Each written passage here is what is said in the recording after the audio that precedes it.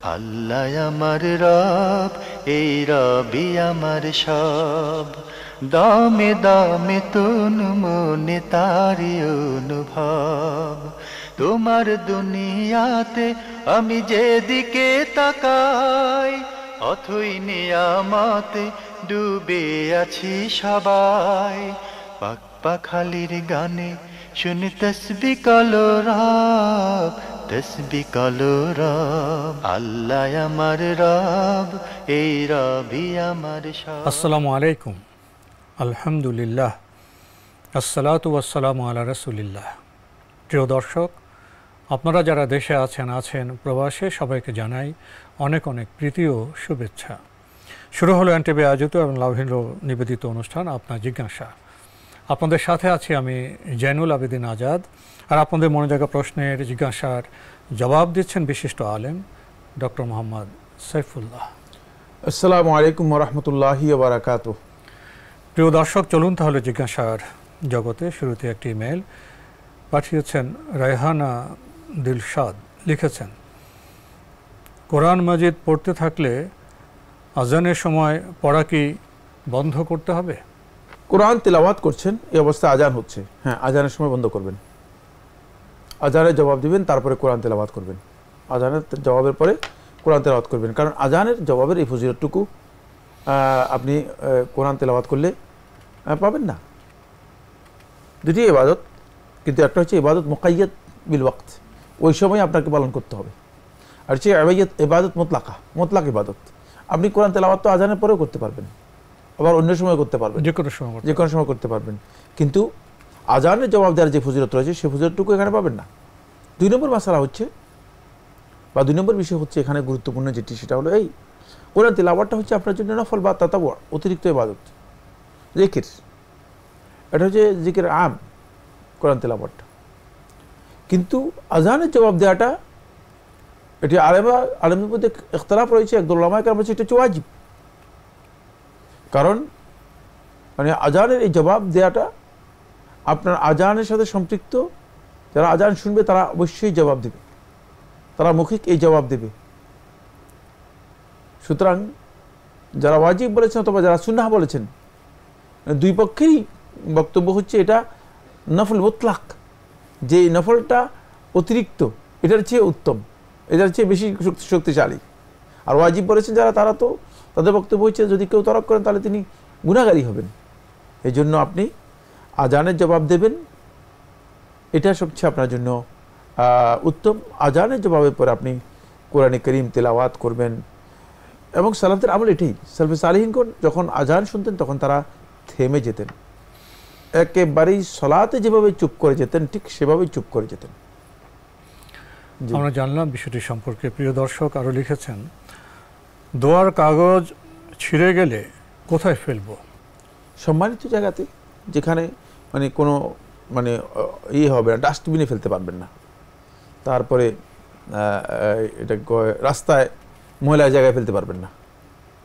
প্রত্যেকটা জায়গায় একটা বিন থাকবে, যেখানে ভালো উত্তম কাগজগুলো রাখা হবে, মানে ভালো জিনিসগুলো রাখা হবে, পেপার রাখা হবে।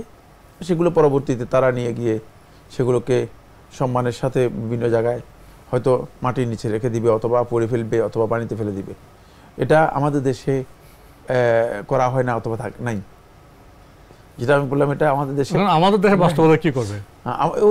তাহলে আমাদের বাস্তবতায় তিনি চেষ্টা করবেন, হয়তো পুড়ে ফেলবেন, অথবা মাটির নিচে পুঁতে ফেলবেন, অথবা তিনি চেষ্টা করবেন যেভাবে পানিতে বা দূরে কোথাও ফেলে দিবেন, যাতে করে সেটা এমন অবস্থায় না হয় মানে কোনো কারণে মানুষের পায়ের নিচে এবং কোনো কারণে মানে অবমাননা অথবা তাচ্ছিল্যের কারণ না হয়, মর্যাদা রক্ষিত হয়। আর এটা শুধুমাত্র দোয়ার কাগজে, দোয়ার ব্যাপারে নয়, আসলে এটা হচ্ছে সম্মানিত যত বিষয় আছে সবগুলোর সাথে জড়িত। এটা শুধু দোয়া নয়। আপনি একটা লিখা, এটা দিয়ে আপনি কি টয়লেটের কাজ পাবেন? প্রত্যেকটা জিনিস ইসলামের সম্মান রয়েছে এই জিনিসগুলোর। মানে এই জন্য একটা কিতাব অথবা একটা বই অথবা একটা ইসলামিক সাহিত্য, এটাকে রাস্তায় ফেলে দিবেন, এটা কোনোদিন সম্মান আছে। এই জন্য আমরা দেখেছি যে পৃথিবীর বিভিন্ন দেশে, সৌদি আরবেও মানে বিভিন্ন জায়গায় আছে, এখানে লেখা আছে যে এটা হলো নানা রকম বিন লিল আওরাক আল মুহতারামা। লিল আওরাক আল মুহতারামা মানে সম্মানিত, মানে সম্মানীয় কাগজের জন্য, মানে যেখানে যে কাগজগুলো মানে কোনোভাবেই রাস্তায় ফেলে দেওয়ার মতো নয়। জি, এই আমরা আমাদের দেশে আমরা কামনা করবো এমন সুন্দর ব্যবস্থাপনা, জি, যেটা ইঙ্গিত আমাদের শাহেদ দিলেন। আরও একটি ইমেল পাঠিয়েছেন নূর আহমেদ, লিখেছেন, আমি একটা অনলাইন ব্যবসা করতে চাই, কিন্তু ব্যবসাটা হালাল হবে কি না তা জানা প্রয়োজন। আমরা ব্যবসাতে আমি পণ্য ক্রয় না করে আমার ওয়েবসাইটে পণ্য দেখাচ্ছি। কে যখন প্রোডাক্ট ক্রয় করে তখন তাদের টাকা পেমেন্ট গেটওয়ের কাছে গচ্ছিত থাকছে। তারপর আমি আমার নিজের টাকা দিয়ে প্রোডাক্ট সাপ্লায়ারের কাছে থেকে পণ্য ক্রয় করে তাকে ক্রেতার ঠিকানায় পাঠাতে বললে সে সরাসরি ক্রেতার ঠিকানায় পাঠিয়ে দেবে। এ ব্যবসা কি হালাল হবে? আমি ক্রেতার টাকা ব্যবহার করে পণ্য ক্রয় করিনি, আমার নিজের টাকা দিয়ে ক্রয় করেছি, আর পেমেন্ট গেটওয়ের টাকা আমি 5-7 দিন পরে পাবো, যেদিন ক্রেতা পণ্য ক্রয় করছে সেদিন থেকে। তাছাড়া আমরা 30 দিন পণ্য ফেরতের সুযোগ রেখেছি। ক্রেতা পণ্য ফেরত দিলে সাপ্লায়ারের কাছে ফেরত যাবে। এটাকে অনেকে ড্রপ শিপিং বলে। মেহরবানি করে আপনার মতামত জানাবেন। ধন্যবাদ এই ভাইকে। আপনি যে প্রশ্নটি করেছেন সেটার ধরন যদি আমি বুঝে থাকি, সেটা হচ্ছে এই যে আপনি একটা পণ্য মানে আপনার একটা শোরুমে সেটা ডিসপ্লে করেছেন। শোরুম, অনলাইন শোরুম, মানে শোরুম বলতে ওয়েবসাইটে, ওয়েবসাইটে মানে শোরুম, ওইটা শোরুমে, অনলাইন শোরুম। অনলাইন শোরুমে আপনি সেটাকে ডিসপ্লে করেছেন। এই পণ্য আপনার কাছে, আপনার মালিকানা নেই। এখন আপনি এই পণ্যটা বিক্রি করতেছেন একজনের কাছে, তারপরে তিনি টাকাটা মানে সরাসরি আপনাকে দিচ্ছে না, টাকাটাও দিচ্ছে গেটওয়েতে। গেটওয়েতে গচ্ছিত থাকে।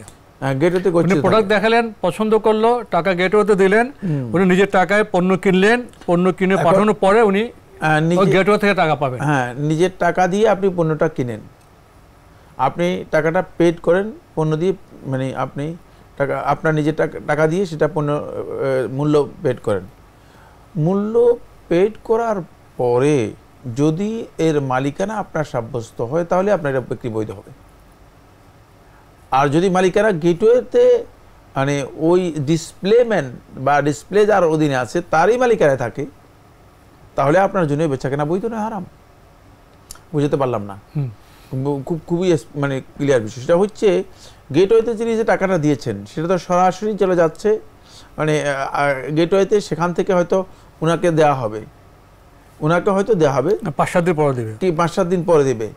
কিন্তু মানে এর মাঝে উনি যেই টাকাটা দিয়ে বস্তুটা কিনলেন তার কাছ থেকে, এটা যখন তার মালিকানায় ট্রান্সফার করা হবে, সেটা অনলাইনে হতে হবে, অনলাইনে হলে অসুবিধা নেই, অথবা মানে তার মালিকানা ডিসপ্লে করতে হবে যে হ্যাঁ এই বস্তুর মালিকানা অমুকের।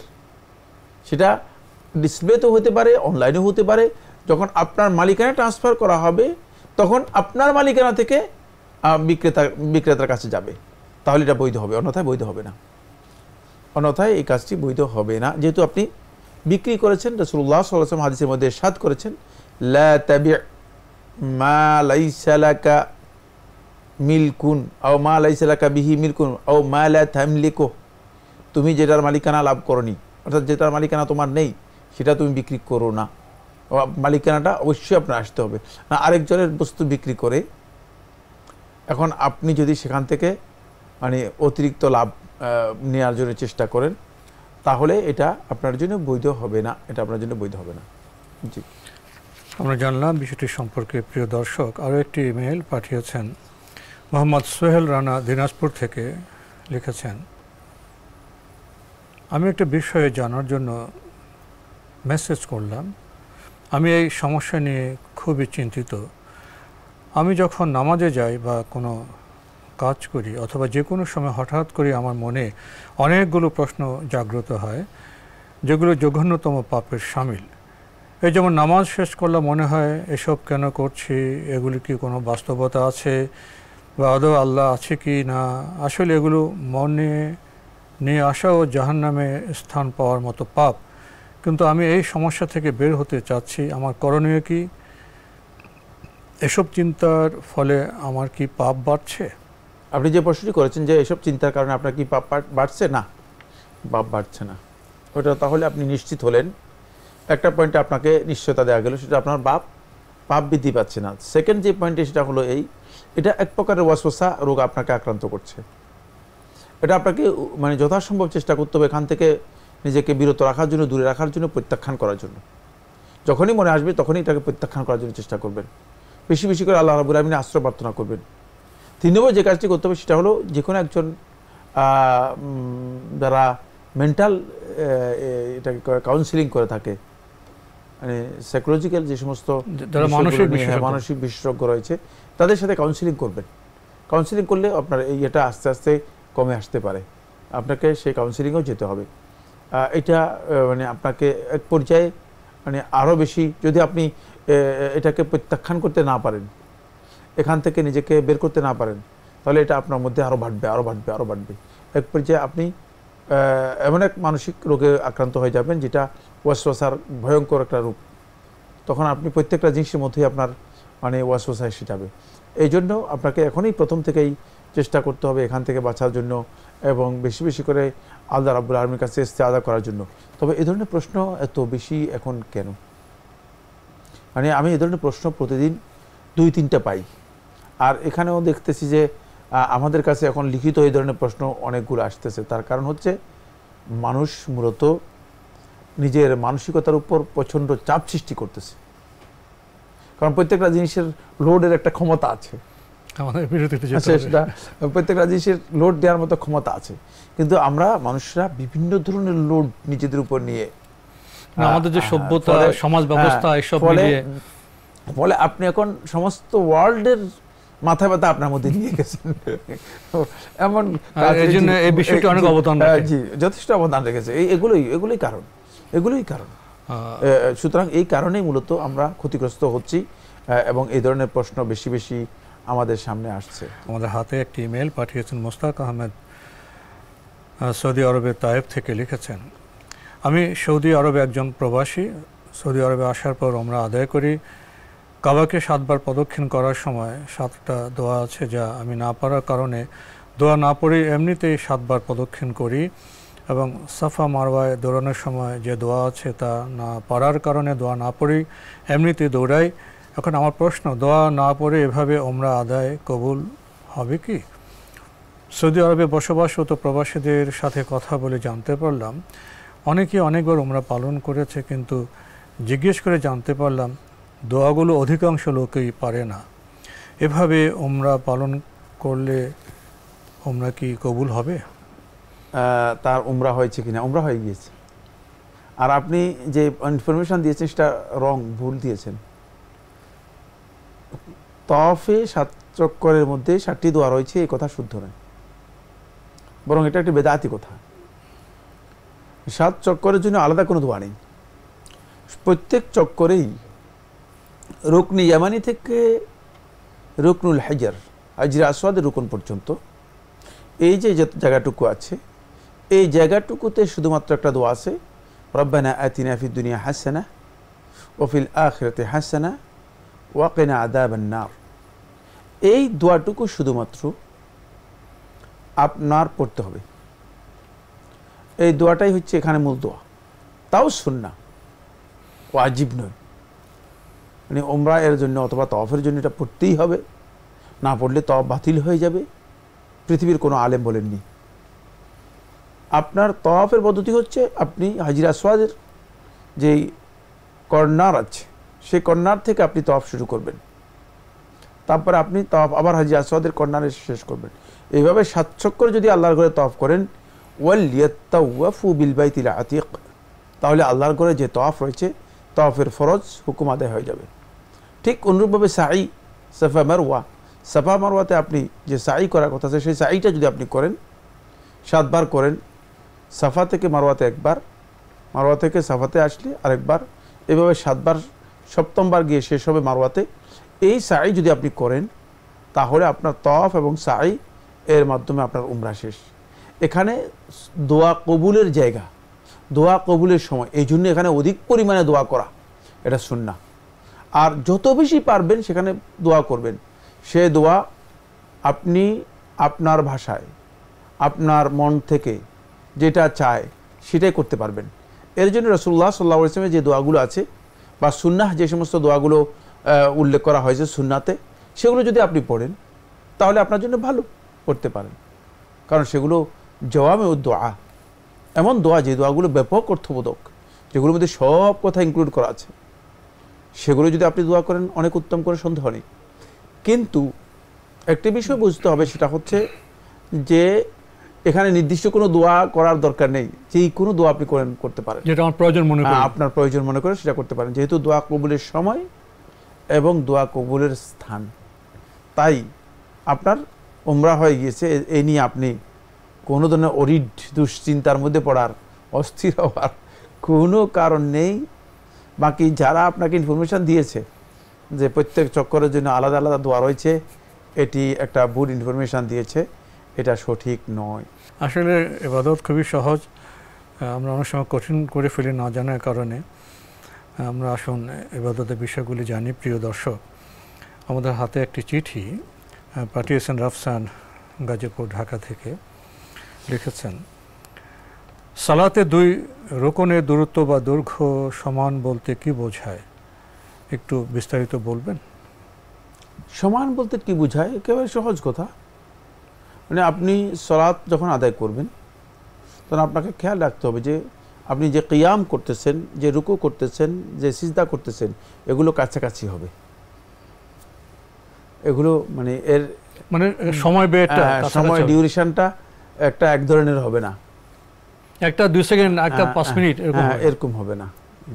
এটা হচ্ছে মূলত এটাকে দূরত্ব বোঝানো হয়েছে, অথবা এটা আসলে ডিউরেশন, দূরত্ব নয়, ডিউরেশন, টাইমিংটা মানে আপনি সময়ের যে পরিমাপটা, কিয়ামটা আপনি দীর্ঘ করতে পারবেন।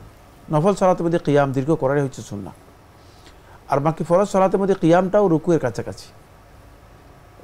কিয়ামটা রাসূলুল্লাহ সাল্লাল্লাহু আলাইহি ওয়াসাল্লাম কিয়াম হচ্ছে কি কিরাতের জন্য যে দাঁড়ানো, রুকু করতে রাসূলুল্লাহ সাল্লাল্লাহু আলাইহি ওয়াসাল্লাম প্রায় কাছাকাছি, আবার রুকু থেকে দাঁড়াতে রাসূলুল্লাহ সাল্লাল্লাহু আলাইহি ওয়াসাল্লাম প্রায় যতক্ষণ রুকু করেছেন এর কাছাকাছি।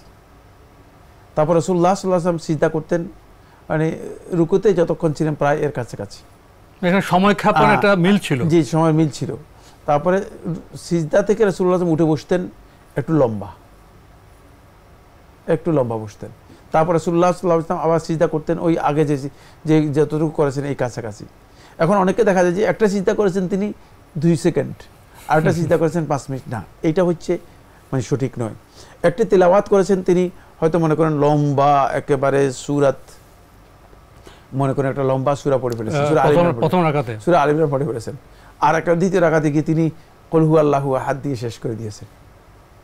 এই যে ভারসাম্যহীনতা, এটা সলাতের যেই মানে সুন্নতের যেই সৌন্দর্য আছে সেটা মূল জিনিস হলো ভারসাম্য রক্ষা করা, সেটা সুন্দর হয়নি, এটাকে বোঝানো হয়েছে।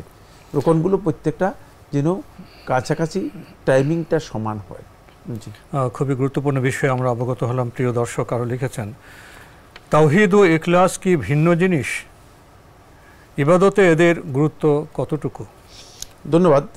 আপনি প্রশ্ন করেছেন তাওহীদ ও ইখলাস কি ভিন্ন জিনিস, ইবাদতের গুরুত্ব কতটুকু। আসলে এটি একাডেমিক প্রশ্ন। প্রথম কথা হচ্ছে তাওহীদ এবং ইখলাস যদি আলাদা আলাদা উল্লেখ করা হয় থাকে, তাহলে তাওহীদ দিয়ে ইখলাসকে বোঝায় আর ইখলাস দিয়ে তাওহীদকে বোঝায়। যেখানে ইখলাসের উল্লেখ করা হয়েছে সেখানে তাওহীদ থাকতে হবে এবং ইখলাসও থাকতে হবে, দুটোই। আর যেখানে আলাদা করে তাওহীদের কথা উল্লেখ করা হয়েছে সেখানে ইখলাস অপরিহার্য, তাওহীদও থাকতে হবে। কিন্তু যদি তাওহীদ এবং ইখলাস দুটাকে একসাথে উল্লেখ করা হয়, আবার বলছি, যদি একই জায়গাতে যখন উল্লেখ করা হয়েছে তাওহীদ ও ইখলাস একসাথে যদি উল্লেখ করা হয়, তাওহীদের মাধ্যমে আল্লাহ রাব্বুল আলামিনের মারিফাতুল্লাহ আযজা ওয়া জাল্লা বিআসমাই ওয়া সিফাতিহি, আল্লাহ রাব্বুল আলামিন নাম এবং গুণাবলীর মাধ্যমে আল্লাহ তাআলার যে প্রকৃত পরিচয় রয়েছে, আল্লাহ রাব্বুল আলামিন সেই তাওহীদটাকে বোঝানো হবে এবং তাওহীদের 3 প্রকার সহ ওই তাওহীদকে বোঝানো হয়। আর ইখলাস বলতে শুধুমাত্র মানে নিয়তের বিশুদ্ধতাকে বোঝানো হয় তাকে, মানে একমাত্র ইবাদত করবে আল্লাহর সন্তুষ্টির জন্য এবং সওয়াবের উদ্দেশ্যে, এটাকে বোঝানো হবে। তাহলে বোঝা গেল যে যদি একসাথে উল্লেখ করা হয় তাহলে এর মধ্যে কি রয়েছে, এর মধ্যে পার্থক্য রয়েছে। আর যদি আলাদা আলাদা উল্লেখ করা হয় তাহলে একটি আরেকটার স্থলাভিষিক্ত হয় এবং একটার মধ্যে আরেকটি অন্তর্ভুক্ত হয়, ইনক্লুড হয়। জি, তো আজকে আমাদের এখানে শেষ করতে হচ্ছে। আপনাকে অনেক ধন্যবাদ। আপনাকে অনেক ধন্যবাদ। প্রিয় দর্শক, আমরা দেখছিলাম এনটিভি আয়োজিত এবং লাভ হেলো নিবেদিত অনুষ্ঠান আপনার জিজ্ঞাসা। আমাদের অনুষ্ঠান আপনারা এনটিভি অনলাইনেও দেখতে পারবেন, ভিজিট করুন www.ntvbd.com। এছাড়া ইউটিউব এবং আমাদের ভেরিফাইড ফেসবুক পেজে অনুষ্ঠান দেখতে পারবেন। শেষে এসে আমরা প্রশ্ন পেলাম তাওহীদ ও ইখলাস সম্পর্কে, আমরা সঙ্গত জবাব পেলাম। আশা করি আমরা এই বিষয়গুলো উপলব্ধির জন্য চেষ্টা করব, নিজস্ব উদ্যোগে গ্রন্থ পাঠের মাধ্যমে। চিঠি লিখুন, প্রশ্ন পাঠান আমাদের ঠিকানায়। পরিচালক আপনার জিজ্ঞাসা, এনটিভি, বিএসসিসি ভবন, 7ম তলা, 102 কাজী নজরুল ইসলাম এভিনিউ, কারওয়ান বাজার, ঢাকা 1215। ইমেল অ্যাড্রেস আপনার জিজ্ঞাসা @ntvbd.com। মহান আল্লাহ আমাদের সবাইকে নিরাপদে রাখুন, রাখুন শান্তিতে। আসসালামু আলাইকুম। আল্লাহ আমার রব, এই রবি আমার সব, দামে দামে তুন মনে তারি অনুভব। তোমার দুনিয়াতে আমি যেদিকে তাকাই, অথই নিয়ামতে ডুবে আছি সবাই। পাক পাখালির গানে শুনি তসবিহ কালো রব, তসবিহ কালো রব। আল্লাহ আমার রব, এই রবি আমার সব।